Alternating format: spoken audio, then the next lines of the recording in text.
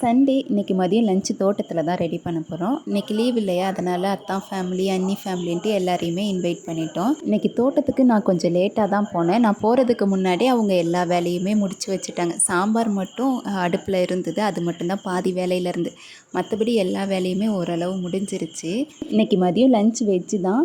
சாம்பாரும் வெண்டைக்காய் பொரியலும் ரெடி பண்ணியிருந்தாங்க. தீபாவளி அன்னைக்கு நான்வெஜ் எடுத்துக்கலான்ட்டு இன்றைக்கி வெஜ்ஜே ரெடி பண்ணி வச்சுட்டாங்க.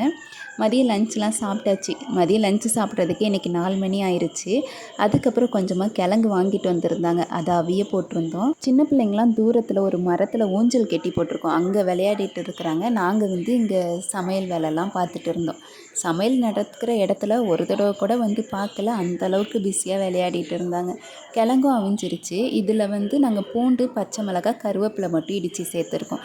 எப்போவுமே தேங்காய் போடுவோம், இன்றைக்கி கொண்டு வராததுனால இதை மட்டும் போட்டு இடித்து சேர்த்தாச்சு. இன்றைக்கி கிளைமேட் வெயிலே இல்லை, மழை தூறிட்டே இருக்குது. நாங்கள் வந்ததுலேருந்தே மழை தூறிட்டு இருக்குது. அந்த மழை தூறலில் தோட்டத்தில் உட்காந்து சாப்பிட்றதுக்கே ரொம்ப சூப்பராக இருந்தது.